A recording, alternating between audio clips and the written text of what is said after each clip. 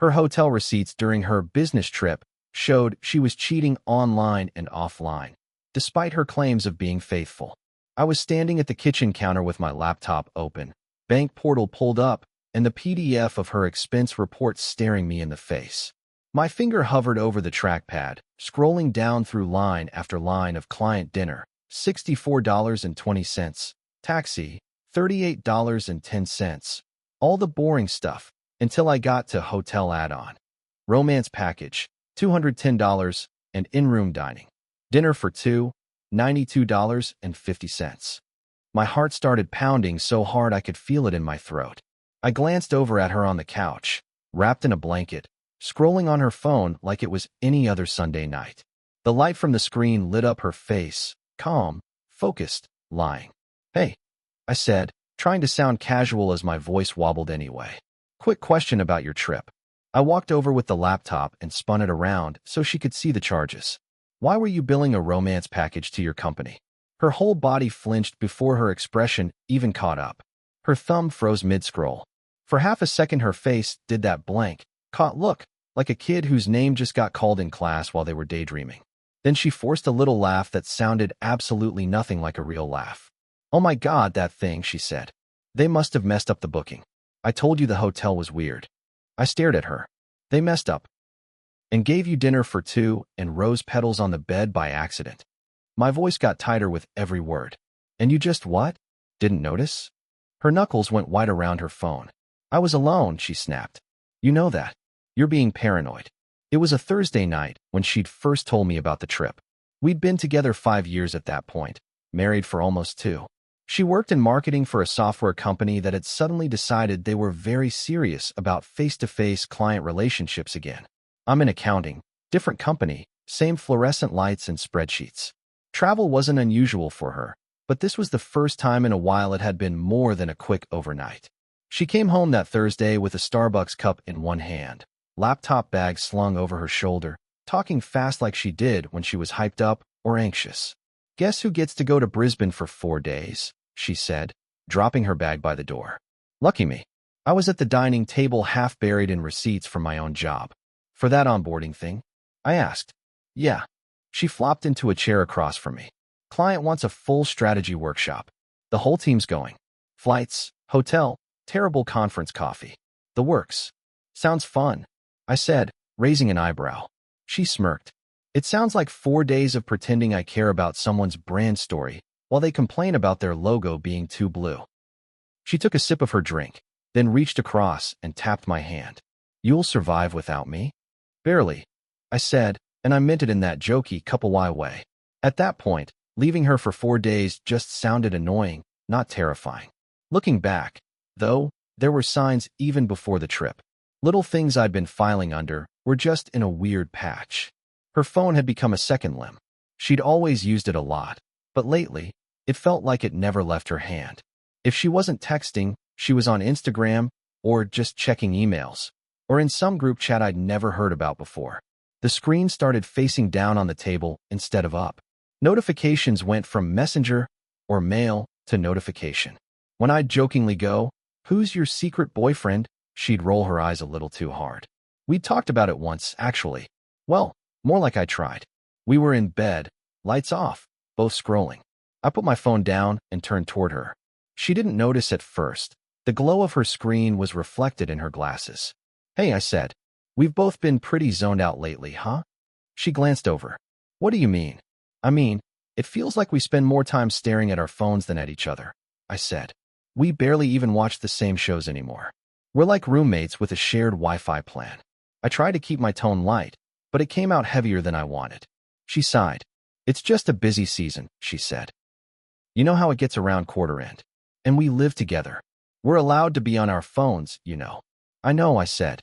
"I'm not saying we have to stare lovingly into each other's eyes 24/7. I just miss you, I guess." She softened a little, reached over and squeezed my hand. "I'm right here," she said. "Stop overthinking." I let it go. I told myself all couples go through phases. You don't call a lawyer because your partner plays too much Wordle in bed. Then came the business trip. The night before she left, we did the usual pre-travel dance. Laundry, packing, her trying on 3 different pairs of slacks, and asking which one looked more like I know what I'm talking about. I sat on the bed folding her t-shirts while she flung things from the closet to the suitcase. "What's the schedule like?" I asked. She shrugged. "Pretty full on. Meetings all day, dinner with the client most nights. I'll send you my flight details, though, okay? Just in case." She always did that, sent me her flight number, hotel name. I'd always thought it was a cute little we're a team thing. Now I wonder if it was cover, if having that info ready-made made everything seem more above board. She left on a Monday morning, kissed me at the door, suitcase rolling behind her. "I'll call you tonight," she said. "Don't eat pizza every meal." I smiled, told her I loved her, watched her drive off. The first day was fine. She texted me from the gate, sent a picture of her overpriced airport breakfast with a caption like, $5 for toast should be a crime. Later, a shot of the hotel lobby, generic beige, some logo. It all looked normal. We FaceTimed that night. She was in a simple hotel room, one bed, desk, beige curtains. She looked tired but wired, hair pulled back, still in her blouse. There were papers spread across the desk behind her. "How's it going?" I asked. "Long," she said, flopping back on the bed. "Client is actually less annoying than I thought. But my feet are killing me." We chatted for a bit. She told me about a coworker who'd embarrassed themselves mispronouncing the CEO's name. I told her how our cat had knocked my coffee over while I was trying to balance it on my keyboard tray. It was both less and more funny than it sounds. It felt comforting, familiar. I went to bed that night thinking, "See, you're fine, stop being weird." The second day, though, things felt a little off. She didn't answer my texts until late. When she did, the responses were clipped. Me, "How's your day?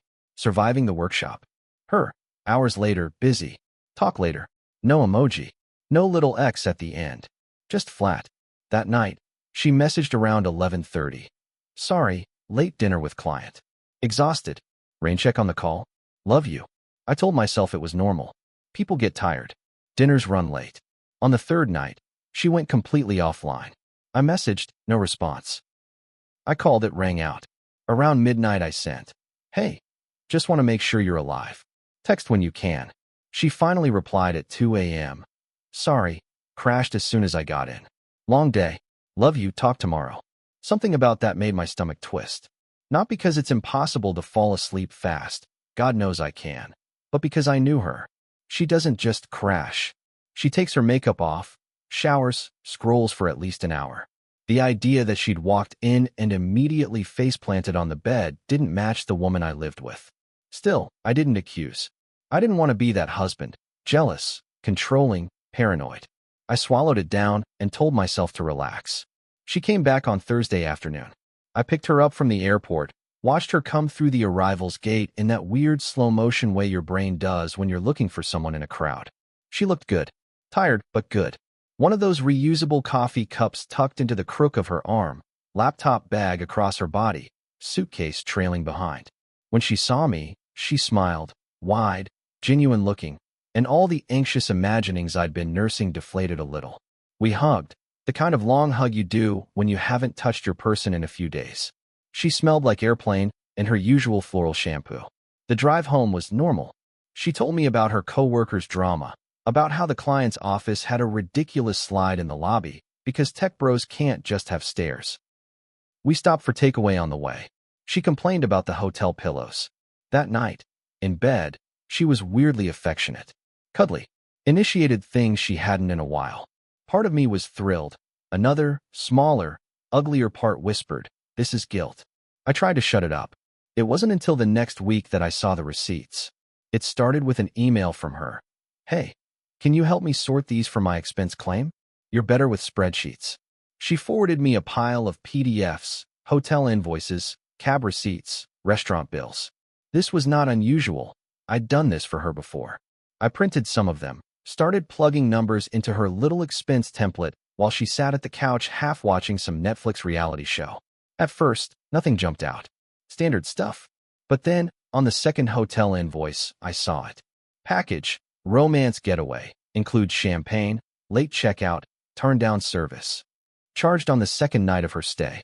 Below that, room service, dinner for two. My first thought was that it had to be a mistake. Maybe they'd given her the wrong bill. Maybe the company had some weird deal, and they just called it that. Babe. I called from the table. You sure this is all yours? They've charged you for some kind of romance package. I tried to make it sound like a dumb joke. Silence. Then she said, oh yeah, that. I told them to remove it. Must have gotten mixed up in the system. Remove it? I said. Why was it there in the first place?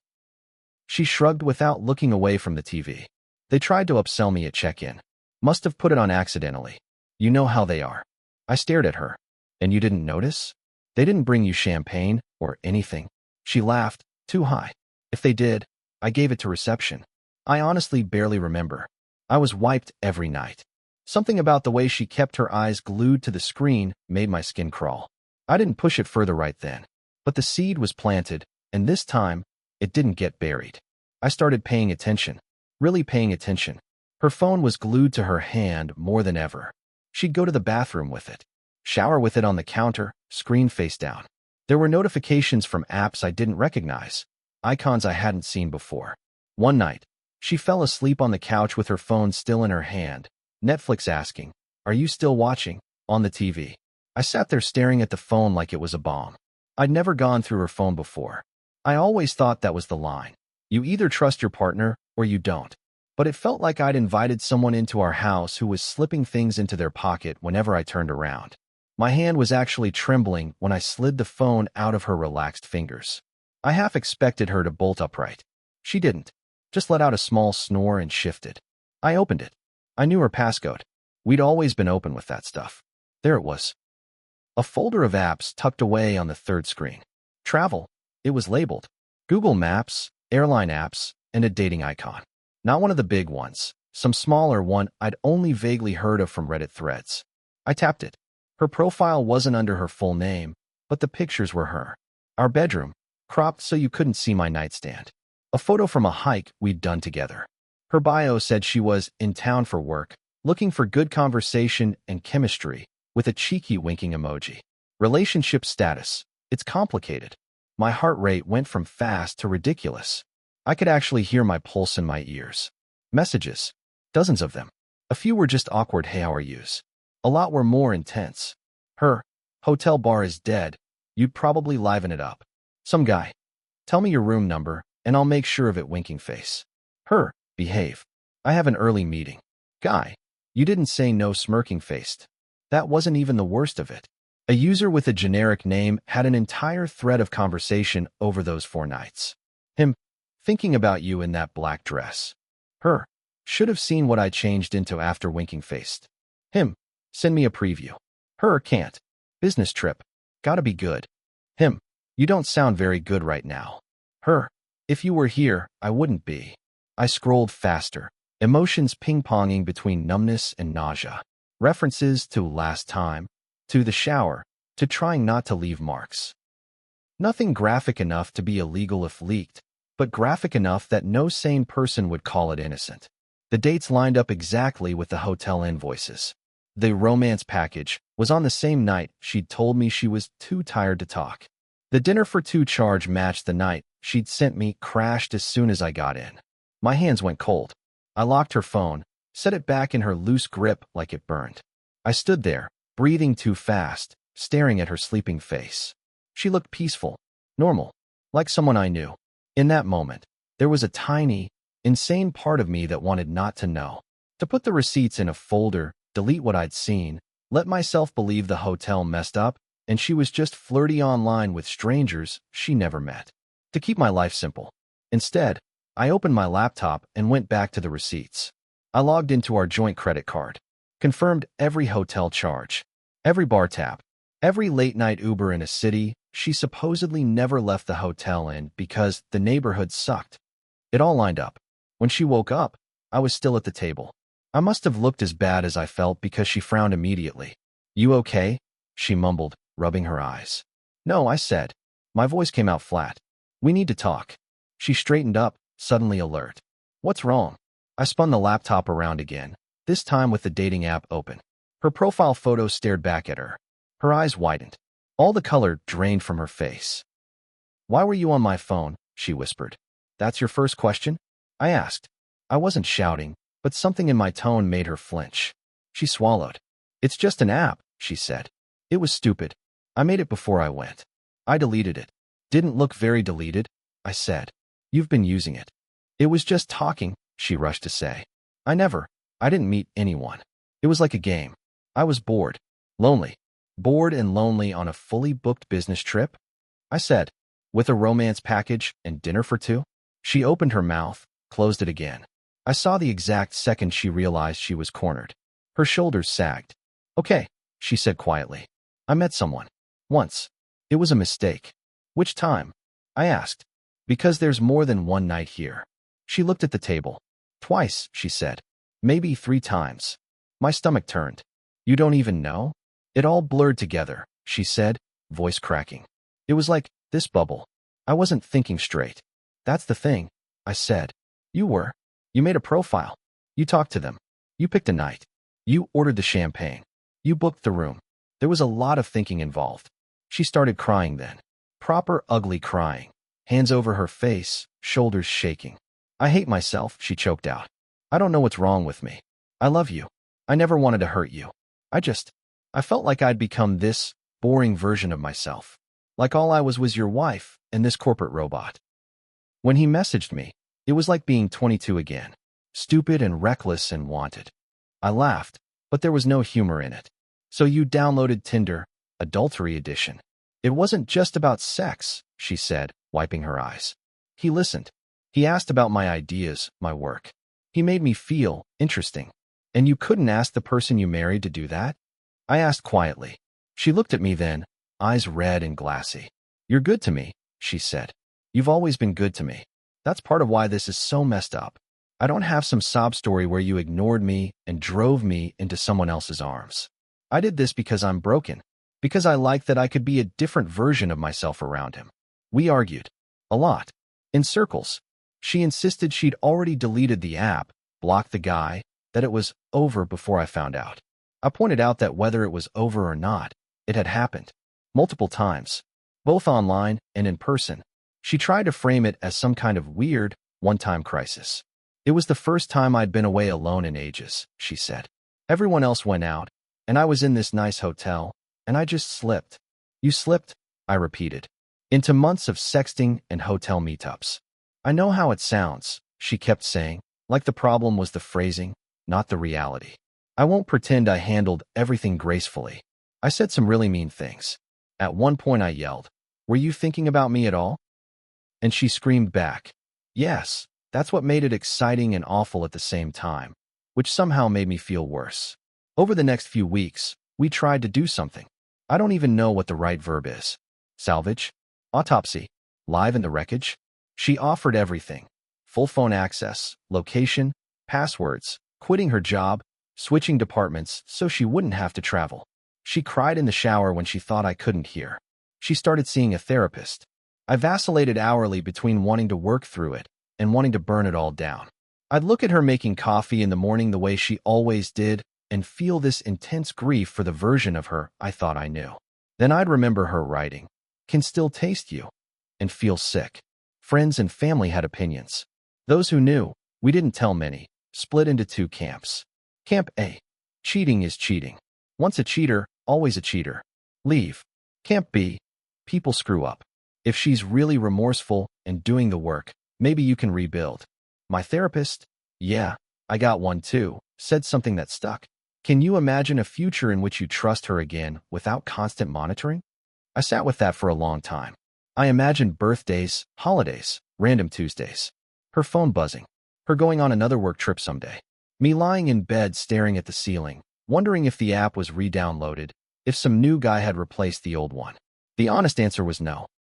About 3 months after D-Day, as the internet calls it, I told her I wanted a separation. We were at the same dining table where I'd first seen the receipts. The expense report spreadsheet was still open on my laptop for something else. It felt grimly poetic. I believe you're sorry, I told her. I believe you hate what you did. I also believe I can't unknow any of it. And I don't want to spend the rest of our marriage policing your behavior or my own thoughts. She looked wrecked. So that's it, she whispered. 5 years done. It was kind of done when you invited someone else into our hotel room, I said, softer than the words deserved. This is just me catching up to reality. We divided the logistics. She kept the apartment. The lease was in her name, and it was closer to her work. I moved into a share house with a friend who had a spare room and an understanding that there would be a lot of late-night ranting. We're civil now. Weirdly so. We text occasionally about practical stuff. She sends updates about the cat we decided she'd keep because she has more space. Sometimes I stare at her messages and think I could reply the way I used to, like nothing happened. But I don't. That version of us is gone. I don't check her socials. I don't stalk her LinkedIn to see if she's changed jobs. I'm sure she's still working, still living, maybe still in therapy. Maybe one day she'll be someone else's cautionary tale, or maybe she'll truly change. I hope she does. Just not for me. Here's the part one wish I'd known earlier. Back when I was staring at my phone at midnight rationalizing her, crashed as soon as I got in texts. Cheating isn't just having sex with someone else. It's the secret world they build. The online usernames you don't know about. The hotel receipts that don't match the story. The way they look you in the face and say they're exhausted from meetings when really they're exhausted from juggling two lives. Her hotel receipts didn't just show extra charges. They showed me where I actually stood in her list of priorities, somewhere after validation from strangers and the thrill of getting away with it. I deserve better than that. And so does anyone reading this who's staring at a bank statement or a phone screen, trying to talk themselves out of what they already know is true.